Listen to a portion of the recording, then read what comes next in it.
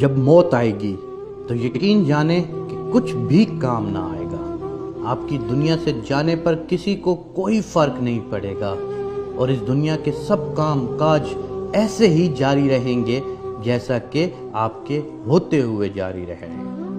آپ کی ذمہ داریاں کوئی اور لے لے گا، آپ کا مال وارثوں کی طرف چلا جائے گا اور آپ کو اس مال کا حساب دینا ہوگا۔ موت کے وقت سب سے پہلی چیز جو آپ سے چلی جائے گی وہ آپ کا نام ہوگا۔ لوگ کہیں گے کہ ڈیڈ باڈی کہاں ہے؟ جب وہ جنازہ پڑھنا چاہیں گے تو کہیں گے کہ جنازہ لائیں۔ جب دفن کرنا شروع کریں گے تو کہیں گے کہ میت کو قریب کر دیں۔ آپ کا نام کہیں نہیں لیا جائے گا۔ مال، حسب و نسب، منصب اور اولاد کے دھوکے میں نہ آئیں۔ یہ دنیا کس قدر زیادہ حقیر ہے اور جس کی طرف ہم جا رہے ہیں وہ کس قدر عظیم ہے۔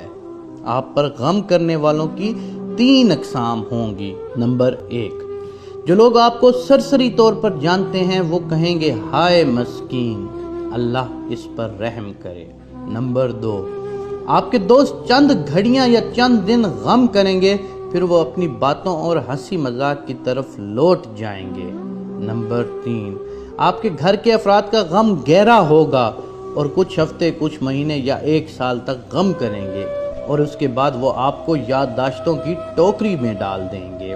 لوگوں کے درمیان آپ کی کہانی کا اختتام ہو جائے گا اور آپ کی حقیقی کہانی شروع ہو جائے گی اور وہ آخرت ہے۔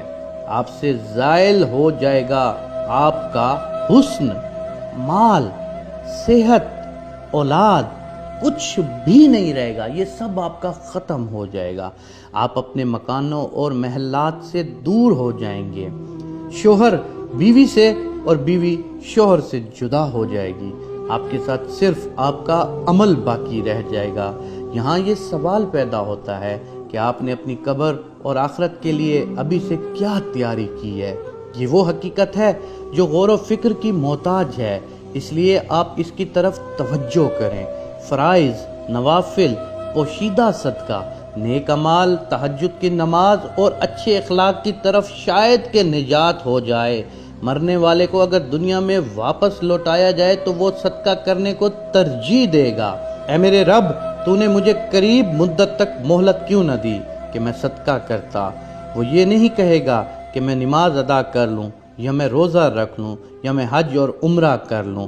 علماء کہتے ہیں کہ میت صرف صدقے کا ذکر اس لیے کرتی ہے کیونکہ وہ اپنی موت کے بعد اس کے عظیم اثرات دیکھتی ہے، لہٰذا زیادہ سے زیادہ صدقات، خیرات اور ثواب جاریہ کے کام کریں۔ اور بہترین چیز جس کا آپ ابھی صدقہ کر سکتے ہیں اور وہ آپ کے وقت میں سے 10 سیکنڈ ہے، آپ خیر خواہی اور اخلاص کی نیت کے ساتھ اس ویڈیو کو دوسروں تک پہنچائیں، کیونکہ اچھی بات کہنا بھی صدقہ جاریہ ہے۔ اگر آپ اس ویڈیو کے ذریعے لوگوں کو یاد دہانی کروانے کی کوشش کریں گے تو قیامت کے دن اسے اپنے ترازو میں پائیں گے۔ اور نصیحت کیجئے، کیونکہ یقیناً نصیحت ایمان والوں کو نفع دیتی ہے۔